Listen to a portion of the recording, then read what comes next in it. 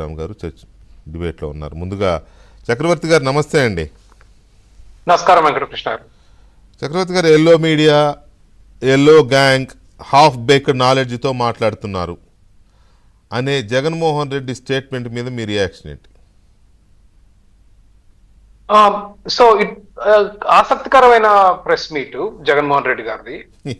చాలా అభియోగాలకి సమాధానం చెప్పారు వెంకటకృష్ణ గారు. ఆ సమాధానాల్లో నిజాలు నిగ్గు తేల్చాలి. ఓకే, ఇవాళ మాట్లాడవచ్చు మనం. అట్లీస్ట్ మనం ప్రధానమైన అభియోగాలకి ఆయన సమాధానం చెప్పారు యాక్చువల్లీ ఇవాళ.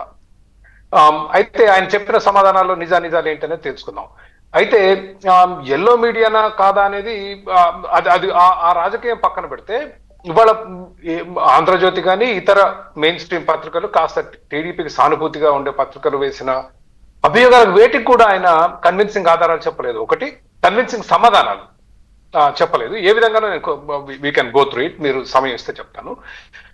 రెండవది, న్యూయార్క్ లో ఫైల్ అయిన ఛార్జ్ షీట్ లో ఉన్న అభియోగాలకు ఒక్కదానికి కూడా సమాధానం చెప్పలేదు. నథింగ్. ఆయనకు నచ్చింది ఆయన చెప్పుకొని వెళ్ళిపోయాడు. అవును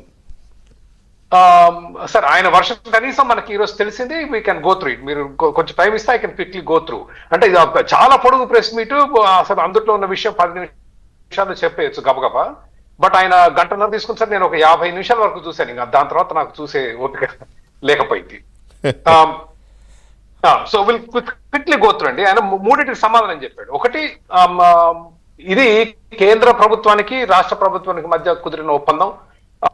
అదానీలకి అదాని పేరు తీసుకోలేదు, కానీ వేరే వాళ్ళకి ఎటువంటి సంబంధం లేదు. థర్డ్ పార్టీ ఆ ఒప్పందంలో థర్డ్ పార్టీకి అసలు there is no third party అని పదే చెప్తూ వస్తున్నారు ఆయన.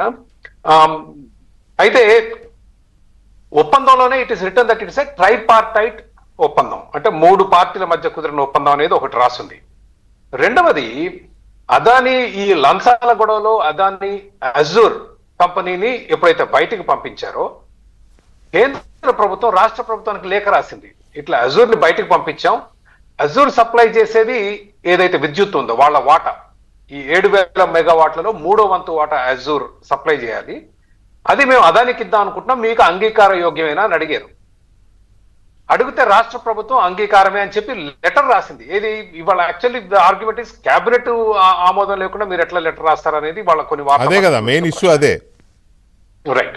అది పక్కన పెట్టినా కూడా ద ఫ్యాక్ట్ దట్ మీరు ఇప్పుడు సెకీకి రాష్ట్ర ప్రభుత్వానికి ఒప్పందం కురితే రాష్ట్రాన్ని ఎందుకు అడగాలి? కేంద్ర ప్రభుత్వం సప్లై చేయాలి కదా, వాళ్ళు మార్చుకోవచ్చుగా. వాళ్ళు ఉత్తరం రాశారంటేనే దాని అర్థం అదాని అజూర్ దీంట్లో భాగం.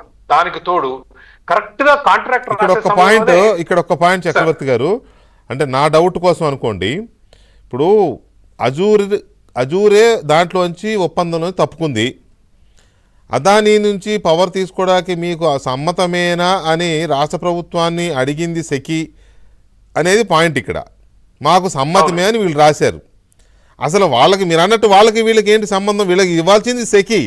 నువ్వు అదానీ దగ్గర కొనుక్కో, సుబ్బారావు దగ్గర కొనుక్కో, జగన్మోహన్ రెడ్డికి లేదా ఆంధ్రప్రదేశ్ ప్రభుత్వానికి సంబంధం లేదు కదా. మరి ఇక థర్డ్ పార్టీ ప్రస్తావన వస్తుంది కదా తెలియకుండానే. 100% కరెక్ట్. ఇక రెండవది, ₹2.49 నాకు భారతదేశంలోనే బెస్ట్ లీడర్ అవార్డు ఇవ్వాలంటాడు నాకు ఆయన. ఎందుకని అతి తక్కువ కొన్నాం? ఎందుకు కొన్నాం అంటే, టీడీపీ హయాంలో విండ్ ఎనర్జీ, గాలితో ఉత్పత్తి చేసే ఎనర్జీ యావరేజ్ ₹4.63, సోలారు ₹5.90 పెట్టి కొన్నారు. రాష్ట్రానికి ₹1,00,000 కోట్ల నష్టం వచ్చింది. నేను 2.49 కొని రాష్ట్రానికి ₹1,00,000 కోట్లు ఆదా చేశాను. కాబట్టి నన్ను మించిన వాడు ఇంకోటి లేడు సంపద సృష్టించటంలో అన్నారు.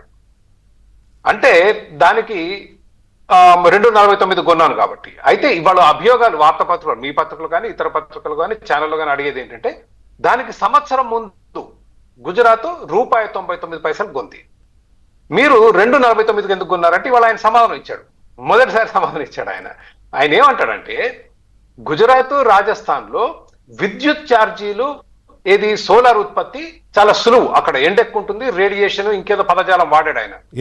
వాడి అక్కడ ఇర్రేడియేషన్ ఏదో అన్నాడు.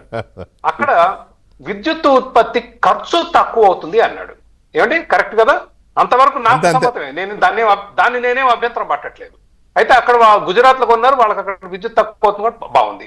రెండో విషయం ఆయన వాళ్ళు మనకు స్పష్టం చేసిందంటే, ఇంటర్ స్టేట్ టారిఫ్ ఛార్జెస్ లేవు అన్నాడు.